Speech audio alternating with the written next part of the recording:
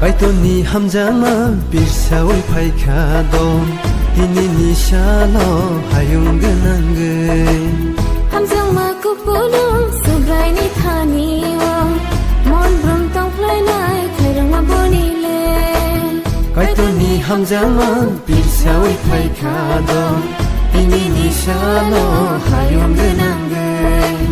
Jisuni bisingke lama senam khado Tukaya kili narahinani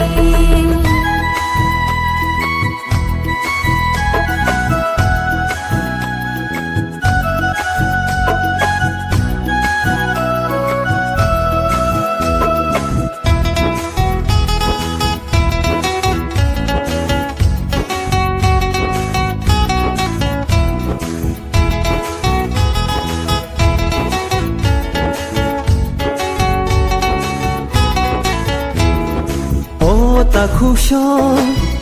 bu khusho, mathang na ya chaya hayung kotoro,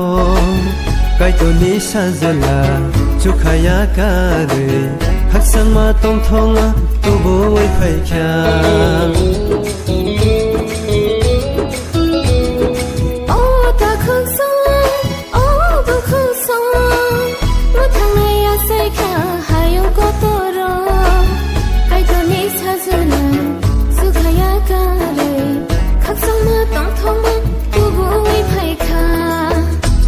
Baidi bayaro ya janai jisuno baidi jalai ro kulum hai subrai no bosi kharang suno bosi mathang suno sini sumsono nakanai jisuno Kaitoni hamjama birsawai phaikado Dini nishalo hayung ganangge Jisuni bisingke lama senam khado Tukaya kili narahinani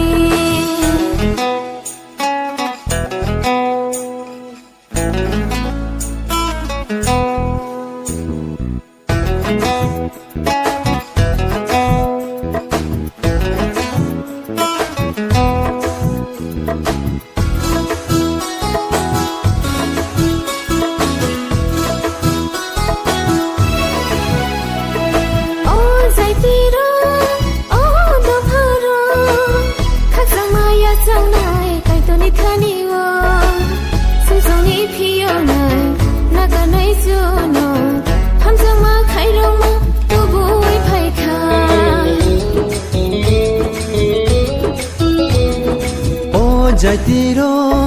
on the faro Haksang maya changai kaitoni thani o Sumsong ni pionai nakarnai suno Hamjang ma khairong ma tubu wai phaikya Pai baidi bayaro ya changai jisuno Pai baidi jalai ro kulum nai subrai no bosi khairong suno bosi mathang suno sini sumsono nakanai jisuno Kaitoni hamjama birsawai phaikado Dini nishalo hayung ganangge Hamjama kupulu subrai ni thani o Mon brum tong plai nai khairang ma boni le